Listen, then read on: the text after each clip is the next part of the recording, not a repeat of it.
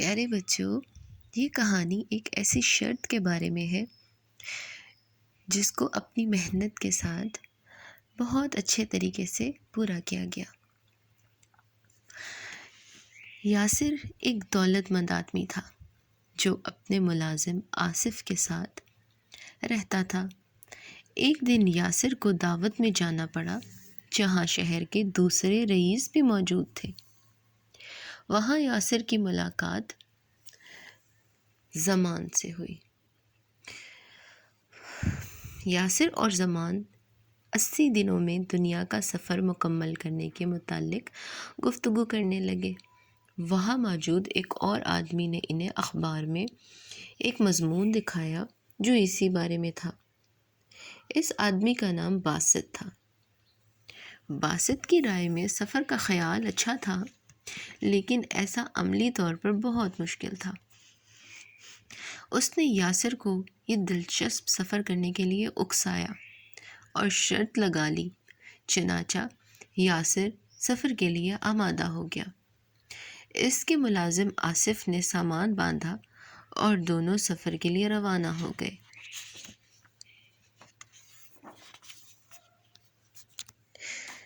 یاسر نے اپنی ڈائری میں لکھ لیا کہ وہ بدھ کو اکتوبر رات 8:45 پر پیرس جانے کے لیے ٹرین پر سوار ہوئے ہیں۔ شرط کے مطابق اسے 80 دن بعد یعنی 21 دسمبر بروز ہفتہ رات 8:45 پر واپس لوٹنا تھا۔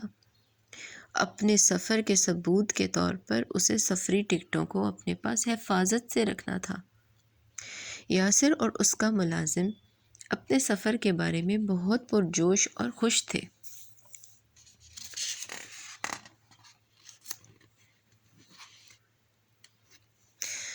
اگلی صبح وہ پیرس پہنچ گئے۔ یاسر اپنے سفر کی تفصیل ڈائری میں لکھ لیا کرتا تھا۔ 1 گھنٹے بعد وہ پیرس سے نکل پڑے اور اگلی صبح اٹلی کے شہر تیورن پہنچ گئے۔ 4 اکتوبر کو وہ صبح 7:20 پر تیورن سے روانہ ہوئے اور 5 اکتوبر کو شام 4 بجے برنڈسی شہر پہنچ گئے۔ 1 گھنٹے بعد وہ دونوں بحری جہاز میں سوار ہوئے اور 9 اکتوبر صبح 11 بجے مصر پہنچ گئے۔ اس سارے سفر میں انہیں 7 دن لگ گئے۔ یہاں ٹرین نظر آ رہی ہے اور وہ دونوں آپس میں باتیں کر رہے ہیں۔ اسی دوران ایک جاسوس ان کا پیچھا کر رہا تھا اور مسلسل ان پر نظر رکھے ہوئے تھا۔ یاسر اور آصف نے اپنا سفر جاری رکھا۔ 22 اکتوبر کو وہ سری لنکا پہنچ گئے۔ یاسر اپنی ڈائری میں وقت اور تاریخ لکھ لی۔ انہوں نے سری لنکا کی سیر کے لیے ایک ہاتھی کرائے پر لے لیا۔ ہاتھی پر سوار ہو کر انہوں نے سری لنکا کے مقدس پہاڑ اور سرسبز جنگلات کی سیر کی اور سری لنکا کے قدرتی مناظر دیکھ کر بہت لطف اندوز ہوئے۔ اس کے بعد وہ دمبولا شہر پہنچے اور وہاں سے ٹرین پر سوار ہو کر رتنا پور پہنچ گئے۔ یہاں ایک آدمی ہاتھی پر ان کو لے کر سری لنکا کی سیر کرواتے ہوئے نظر آ رہا ہے۔ یہ ہے یاسر اور یہ اس کا ملازم آصف۔ آگے کیا ہوا؟ وہاں سے ٹرین پر سوار ہو کر رتنا پور پہنچ گئے۔ انہوں نے سری لنکا میں 2 دن قیام کیا اور مختلف جگہوں کی سیر کی۔ ایک دن جب وہ ہاتھی کی سواری کر رہے تھے، ان کی نظر ایک لڑکی پر پڑی۔ وہ لڑکی پانی میں ڈوب رہی تھی۔ یاسر نے اس لڑکی کی جان بچا لی۔ لڑکی نے جان بچانے پر یاسر کا شکریہ ادا کیا۔ یاسر نے اس لڑکی کو اپنے ہمراہ لیا اور دوبارہ اپنے سفر کے لیے نکل پڑا۔ وہ ہانگ کانگ جانے کے لیے بحری جہاز پر سوار ہوئے۔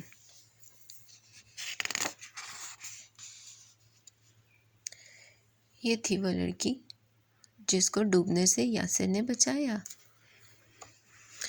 ہانگ کانگ کے بعد ان کی منزل جاپان کا شہر یوکوہاما تھی۔ راستے میں ملازم آصف مسافروں کی بھیڑ میں گم ہو گیا۔ جب وہ یوکوہاما پہنچے تو اپنے مالک یاسر کو ڈھونڈنے لگا۔ آخر کار آصف نے اپنے مالک کو تلاش کر لیا۔ یوکوہاما کے ساحل پر وہ ایک بے حد شاندار بحری جہاز گرانٹ میں سوار ہوئے، یہ والا جہاز، اور سمندر عبور کر کے کیلیفورنیا پہنچ گئے۔ انہوں نے کیلیفورنیا میں ایک دن قیام کیا۔ کیلیفورنیا سے نیو یارک کا سفر 7 دن کا تھا، لیکن وہاں سے آگے انہیں لیورپول تک جانا تھا۔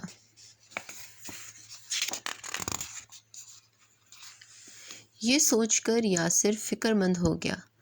اسے ڈر تھا کہ وہ طے شدہ وقت پر واپس نہیں پہنچ پائیں گے اور شرط ہار جائیں گے۔ بہرحال انہوں نے اسی بحری جہاز پر نیو یارک کی طرف کی جانب سفر شروع کیا۔ بدقسمتی سے یاسر کو ڈاکو ہونے کے شبے میں وہاں گرفتار کر لیا گیا۔